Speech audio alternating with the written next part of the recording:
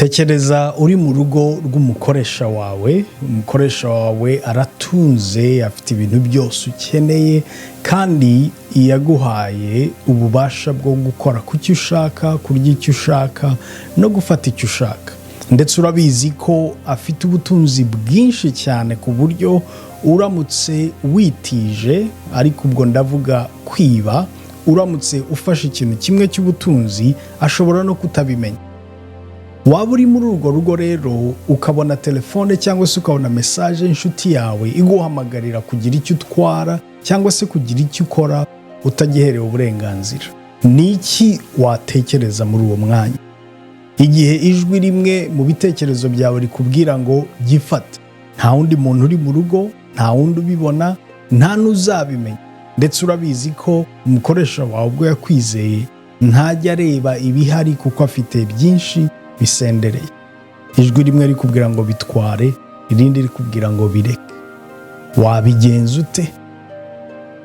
Ibi rero ni ibintu bitubaho mu buzima bwa buri munsi. Ndetse hari inkuru muri Bibiliya bamwe bazi cyane bigishijwe y'umusore byabayeho muri ubu buryo. Uwo musore yitwa Yosefu. Uyu munsi rero ndagira ngo turebe se twamwigiraho iki mu byo dukwiye gukora.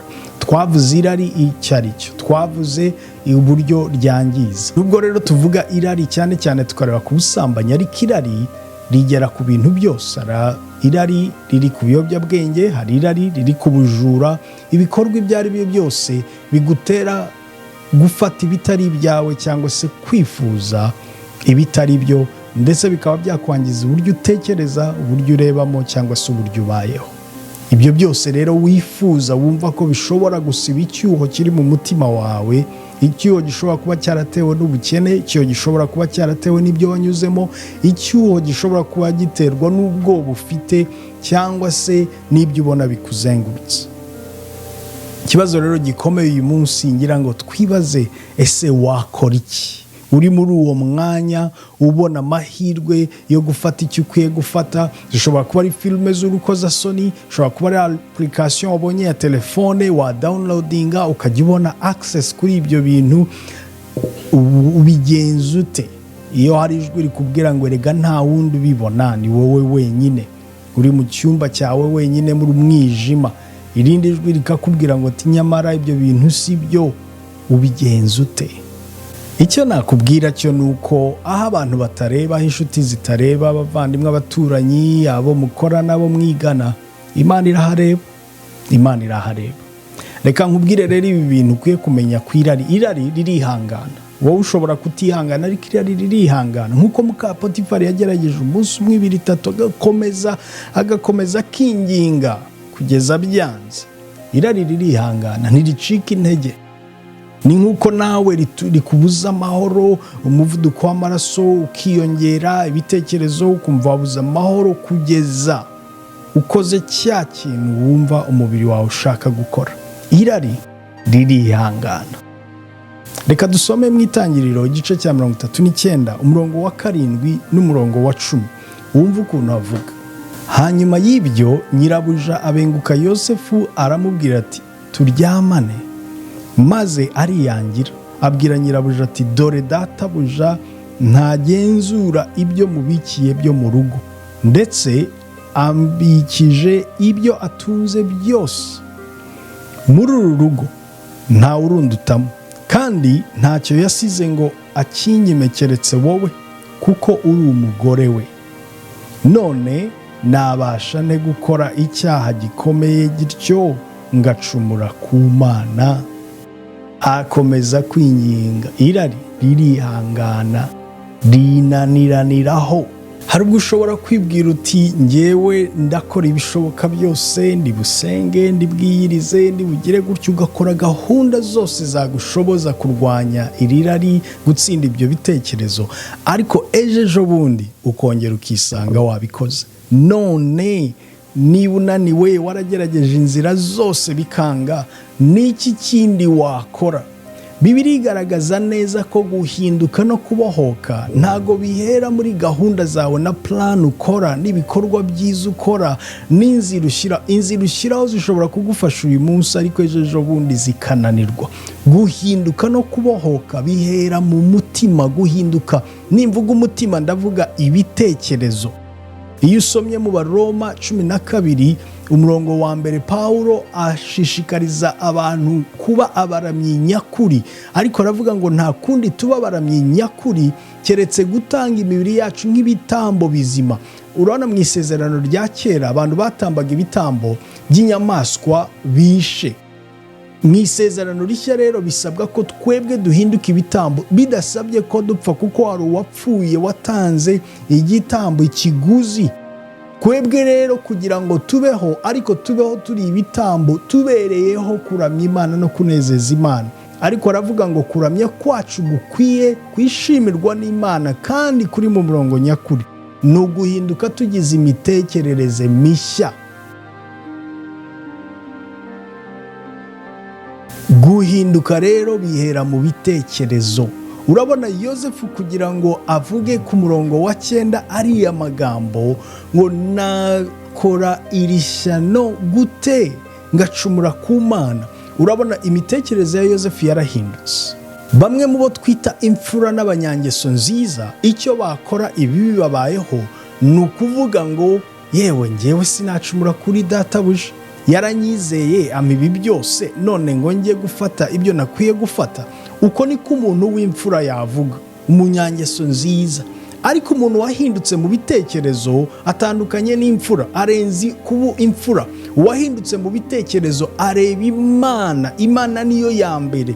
Ntagatinya abantu, ntagatinya ibyo abantu batekereza. Impamvu rero inzira nyinshi tugeragezamo n'ibikorwa byinshi dukora binanirwa nuko dutinya abantu kuruta uko dutinya Imana. Dutinya kugaragara nabi imbere y'abantu kuruta uko dutinya Imana. Umuntu yumva ameze neza iyo abantu bamukomera amashyi, iyo bavuga ngo uyu ni imfura, iyo bavuga ngo uyu ni mwiza, iyo bavuga ngo uyu ni umunyangeso nziza, iyo bavuga ngo uyu ni umukristo, kuruta uko azi neza ko imbere y'Imana adatunganye, imbere y'Imana ari mubi, imbere y'Imana ari umunyamwanda. Guhinduka rero no kubohoka bihera mu mutima, mu bitekerezo. Ibyo abantu bagutekerezaho si byo by'ingenzi, icyo Imana igutekerezaho nicyo cy'ingenzi. Kandi iyo wamenye iby'Imana igutekerezaho, uko niko rero imitekerereze yawe ihinduka, kuko utangira kwishingikiriza ku Mana kuruta uko wishingikiriza ku bantu. Reka nsoreze kuri iki ngiki rero. Nsoze nkubwira ngo nubwo irari ryihangana rihora rikwirukaho, nubwo uri mu rugendo rwo kuvuga ngo uyu munsi none ndemeye ngiye kwishingikiriza ku Mana, mpinduke mu bitekerezo, ibitekerezo byanjye bihinduke. Ikintu cya gatatu ukwiye kumenya ni uko hari uruhare rwawe. Uruhare rwawe ukwiye gukora ni ukwiruka, ni uguhunga. Irari rirahungwa. Irari ntago uhagarara ngo uvuge ngo ndahangana naryo. Oya, uriruka ugahunga. Uriruka ugahunga. Kenshi tunanirwa kuko twashatse kuba abanyabwenge, twashatse kwibwira ko tubishoboye, turavuga ngo nzi uko ndi bubigenze ngewe mu mashuri yanjye, muri experience mfite y'ibyahise, uburyo nsenga, uburyo nkomeye, uburyo nsoma ijambo ry'Imana, uburyo abantu banzi. Kenshi turavuga ngo ndamenye uko mbigenza. Ndamenye uko mbigenza ntikora ku irari. Irari rirahungwa, uriruka ugahunga. Iyo udahunze rwose urafatwa. Waba ukomeye, uri umunyapolitike, uri umuyobozi mu by'idini, woroheje, uri umukene cyangwa uri umukire, ufite kampani cyangwa se utayifite, irari rirahungwa. Uriruka, amaguru yabangira ingata, bakabona munsi y'ibirenge byawe urenga ugenda. Reba Yosefu, yanzwe na bene se, baramugurishije, none abonye akazi keza, yubaha Imana, akunda Imana. Imana irimo kumusubiza, irimo kumuhoza amarira. Kuri bamwe bashobora no kuvuga ngo yari abonye amahirwe kuryamana na nyokobuja, wenda yari guhita azamurwa. Yarazamuwe, ari ku rwego atifuza urundi rwego. arashima Imana kubwo ahimugejeje. Irari rero ntago ritangirwa n'aho ugeze, ntago ritangirwa n'Iby'Imana yagukoreye, ntago ritangirwa n'ubumenyi ufite, uburyo uzi Kristo, uburyo ukuze mu buryo bw'umwuka cyangwa se ukiri mutoya. Irari rikubita abantu b'inzego zose, riragushyira hasi, rikagukandagira, rizana igisuzuguriro byinshi cyane. Irari rero rirahungwa. Bene data mukurikiye, hunga, irukanka. N'igihe waba ukirwana n'uko imitekerereze yawe ihinduka, irukanka hunga. Ako ka application kaje muri telefone ubona wakandaho gusa, hunga, iruka, zimya telefone. Uwo muntu ukujyana mu mabi, ugutera, araguhamagara, wakumva ijwi ry'ukumva umubiri wose uragiye, cyangwa se bikagushorera mu byo gushaka guhaza ibyifuzo bya mubiri. Uwo muntu niba mwisanzuraho koko muganira, nimubwizanye ukuri. Kandi niba nta buryo bwo kwisanzura, warahuye n'uwo muntu ubishowemo n'irari, uburyo bwo guhunga, bumwe mu buryo bwo guhunga ni ugufunga agatelefone, ni ugubloka akanimero ke, ukavuga ati oya, amabi nakoze narayakoze, ariko aho bigeze ndi mu rugendo rwo guhinduka kandi sinkeneye ibicantege. Bloka rwose ibintu byo gushaka gukundwa na bose, ibintu byo gushaka kumvwa na bose, ibintu byo gushaka kugira igikundiro, si ukuba umusambanyi. Kuba abagore cyangwa se abakobwa bakwirukaho bose bagushaka ntibivuze ko ufite igikundiro. Kandi niba ari n'igikundiro, igikundiro rero kirarindwa. Irukanka, hunga. Ndakwifuriza amahoro y'Imana, kandi nsaba Imana Mwami wacu, Umukiza wacu Yesu Kristo, ngo agufashe muri urwo rugendo rwo guhinduka no gutsinda icyaha, kuko yakinesheje ubwo yari ku musaraba. Icyo agusaba rero ni ukuza ukakira kubabarirwa, ni ukuza ukakira imbaraga, kuko wari umunyembaraga, yaranesheje. Ikiruta byose, ndakwifuriza kwakira Kristo mu buzima bwawe, kuko niwe gisubizo. Naho kwirukanka kwawe bidashoboye, naho guhinduka mu bitekerezo byawe ubona byanze, naho ubona utsindwa uyu munsi n'ejo bundi, ngwino kwa Yesu, aragukiza.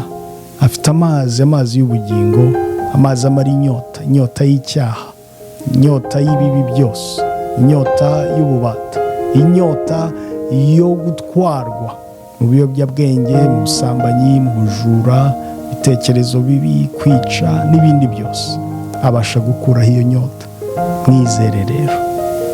Mwami, ndasabira abumvise iri jambo bose, abaciye bugufi, bemeye kwihana ndetse no kwakira Kristo nk'umukiza n'umucunguzi mu buzima bwabo. Bakize, bagirire neza, bereke kugira neza kwawe. Reka urugendo rwabo kuva uyu munsi ruba urugendo rw'imbaraga, buhamya n'ubutsinzi bw'imirimo ikomeye wakoze ku musaraba.